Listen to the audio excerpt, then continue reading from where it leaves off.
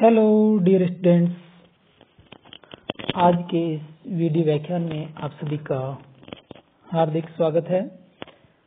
आज हम BSc part third के पेपर थर्ड का एक महत्वपूर्ण topic introduction, scope and application of biostatics के बारे में विस्तार से अध्ययन करेंगे।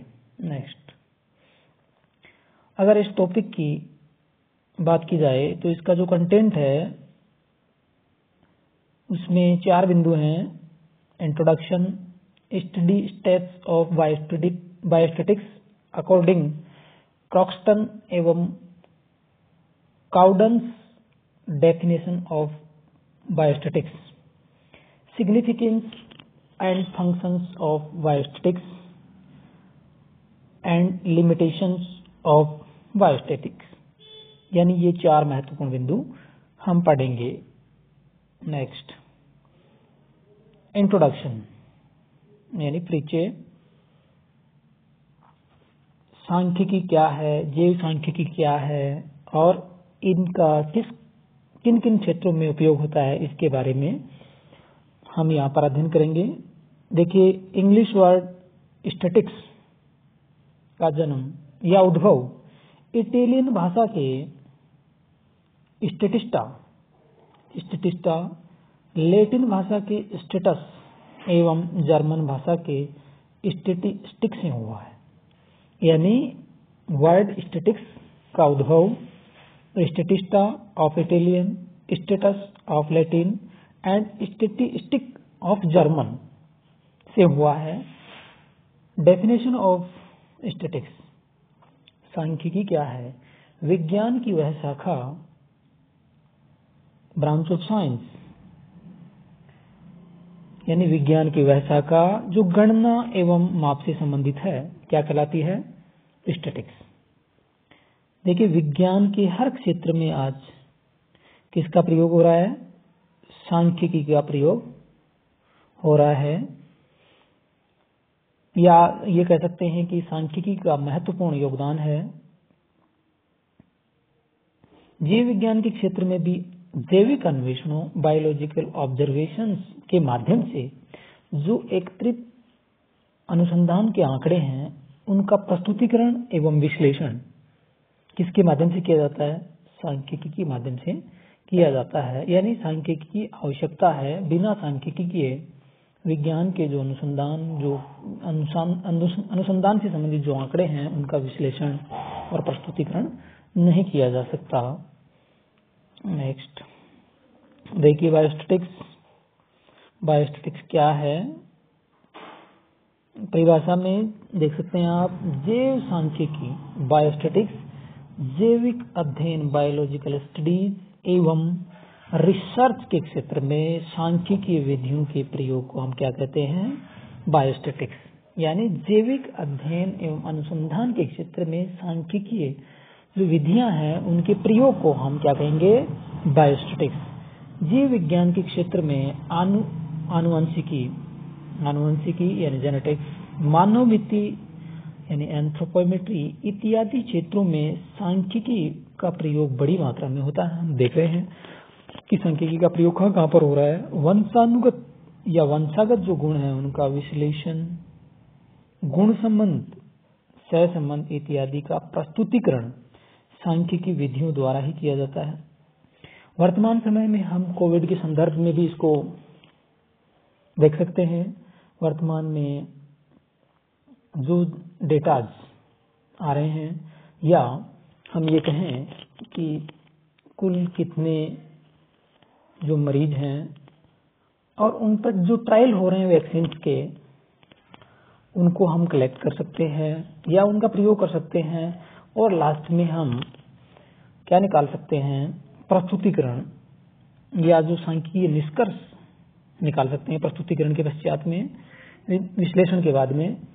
तो हम ये सिद्ध कर सकते हैं कि अमुक टीका कोविड-19 के प्रति इफेक्टिव या सार्थक है या नहीं।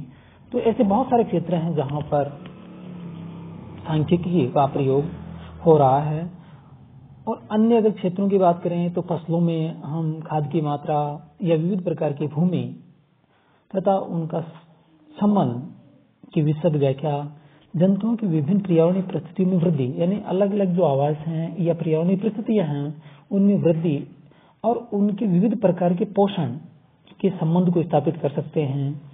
और जो नई नई औषधियां बनती हैं या सार्वजनिक स्वास्थ्य के क्षेत्र में भी सांख्यिकी जो विधियां हैं के माध्यम से हम नई नई औषधियों की गुणवत्ता व उनका उपचार की विधियों को हम परख सकते हैं। शोधकर्ताओं के लिए तो ये केवल आंकिक परिणाम ही नहीं, या यूं कहें कि परिणाम तक पहुंचने के लिए सांख्यिकी विधियां उपयोगी ही नहीं अपितु आवश्यक मानी जाती हैं।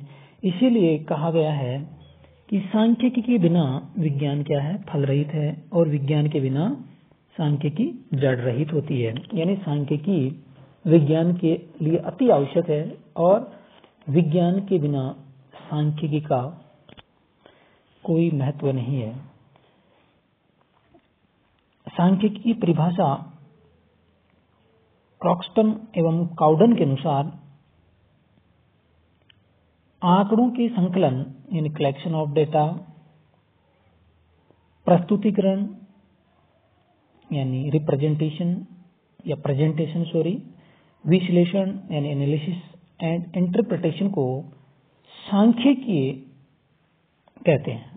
यानी क्रॉक्सटन एवं काउडन के अनुसार जो परिभाषा है, आंकड़ों के संकलन, प्रस्तुतिकरण, विश्लेषण एवं निर्वचन को हम क्या कहते हैं, सांख्यिकी कहते हैं। और अगर इस परिभाषा के अनुसार अध्ययन के जो चरण हैं उनकी बात की जाए तो 4 चरण हुए।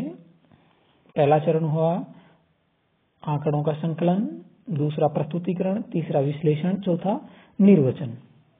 नेक्स्ट देखिए, स्टडी ऑफ बायोस्टैटिक्स। अभी मैंने आपको बताया study of biostatics, study steps of biostatistics and statics. पहला है कलेक्शन ऑफ डेटा।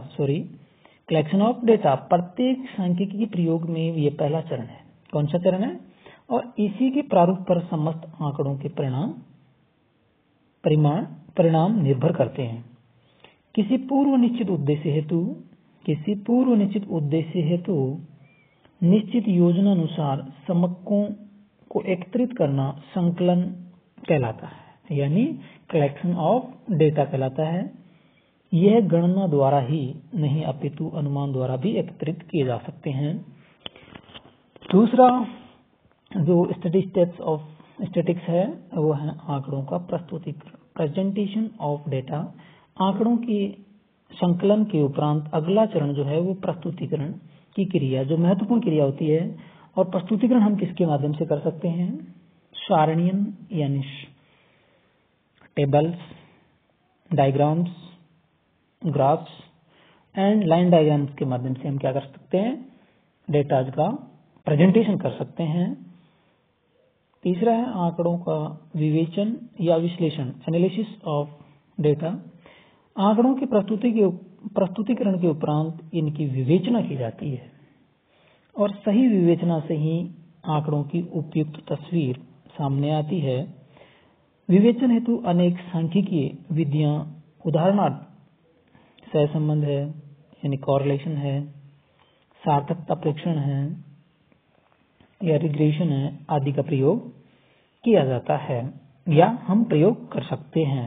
नेक्स्ट देखिए, चौथा जो महत्वपूर्ण बिंदु है वो है आंकड़ों का निर्वचन, इंटरप्रिटेशन ऑफ डेटा। सांख्यिकी विधियों के विवेचन के उपरांत इनका निर्वचन अंतिम चरण है और एकत्रित आंकड़ों के विवेचन के बाद यानी एनालिसिस के बाद इनसे उपयुक्त निष्कर्ष निकाला जाता है और आंकड़ों का सही निष्कर्ष इनके संकलन यानी जो डेटा थे उनके संकलन, प्रस्तुतिकरण और विवेचन, तीनों पहले के जो बिंदु हैं वो शामिल हैं, पर पूर्ण रूपे निर्भर करता है। यानी संकलन, प्रस्तुतिकरण एवं विवेचन पर क्या निर्भर करता है? आंकड़ों का निर्वचन या इंटरप्रिटेशन ऑफ डेटा। और इनसे हम जो अगला बिंदु अगर लिखना चाहें तो वो आपके पास होगा क्या, रिपोर्ट तैयार करना। क्या तैयार करना, रिपोर्ट तैयार करना। इसके अलावा भी कुछ क्रियाएं हैं जिनको हमें पढ़ना बहुत जरूरी है, क्योंकि परीक्षा में कई बार यहाँ से प्रश्न पूछा जाता है, सारणीयन और वर्गीकरण। एकत्रित जो आंकड़े हैं या आंकड़ों के आवश्यक पहलुओं को उजागर करने हेतु उन्हें उचित एवं नियमित रूप से ऑर्डरली मैनर से सारणी के माध्यम से प्रदर्शित करना सारणीयन या टेबुलेशन कहलाता है। वर्गीकरण आंकड़ों के संकलन के उपरांत उचित प्रस्तुतिकरण एवं विवेचन हेतु इन्हें समानता अथवा असमानता के आधार पर उपयुक्त वर्गों में विभक्त करना या वर्गीकृत करना क्या कहलाता है, क्लासिफिकेशन। नेक्स्ट, सांख्यिकी का महत्व एवं कार्य। लेकिन इससे पहले मैं आपको बता देता हूं कि जो सांख्यिकी का अध्ययन क्षेत्र है उसको हम दो भागों में बांट सकते हैं। पहला है सांख्यिकीय विधियां, स्टैटिस्टिकल मेथड्स, और दूसरा है व्यवहारिक सांख्यिकी, अप्लाइड स्टैटिस्टिक्स।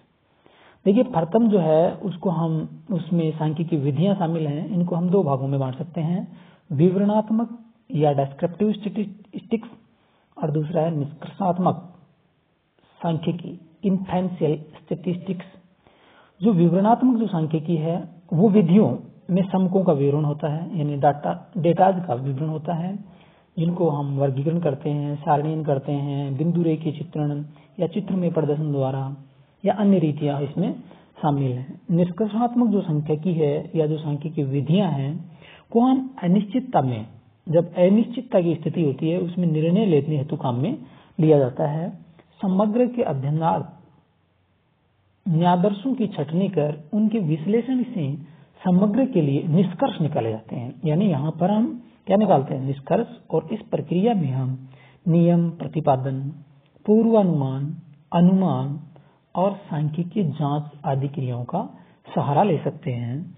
अगर हम शोध कार्य की बात करें, शोध कार्य की अगर बात करें तो शोध कार्य एक विस्तृत एवं व्यापक क्रिया होने के कारण इसे अनेक चरणों में या पदों में या स्टेप्स में विभाजित कर सकते हैं, और ये 6 चरण हो सकते हैं। देखिए, पहला चरण है सांख्यिकी शोध हेतु योजना, यानी सबसे पहले आप कोई योजना बनाएं, प्लानिंग ऑफ स्टैटिस्टिकल इन्वेस्टिगेशन। दूसरा, आंकड़ों का संकलन, कलेक्शन ऑफ डेटा, जो कि मैंने 4 जो चरण बताए वो आएंगे। उपलब्ध आंकड़ों का संपादन, यानी एडिटिंग ऑफ डेटा, आंकड़ों का प्रस्तुतिकरण, प्रेजेंटेशन ऑफ डेटा, आंकड़ों का विश्लेषण, एनालिसिस ऑफ डेटा, और जो छठा चरण है आंकड़ों के आधार पर व्याख्या करते हुए रिपोर्ट तैयार करना, जो कि मैंने अभी बताया कि जो निर्वचन है उसके बाद में क्या तैयार कर सकते हैं हम, report, interpretation of data and preparation of the report. तो अब मैं यहाँ पर आपको सांख्यिकी के महत्व एवं कार्य के बारे में विस्तार से बताने जा रहा हूँ। देखिए, सांख्यिकी का महत्व एवं कार्य, significance and functions of biostatics.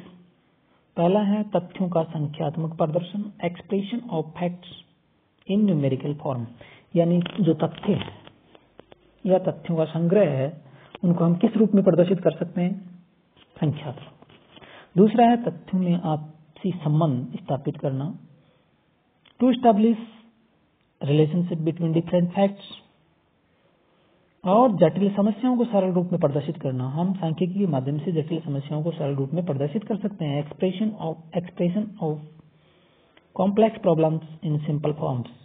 लेकिन यहाँ पर एक और जानकारी दे देता हूँ कि ये डेटा क्या है, मैंने अभी पीछे बताया नहीं आपको।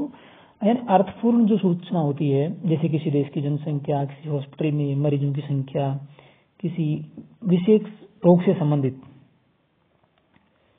जो व्यक्तियों की संख्या है उसको हम क्या कह सकते हैं, डेटा कह सकते हैं। जैसे क्लास में विद्यार्थियों की संख्या, विद्यार्थियों की लंबाई, वजन, ये अलग प्रकार की अब जो अर्थपूर्ण जो भी सूचनाएं हैं उनको हम डेटा के नाम से जानते हैं।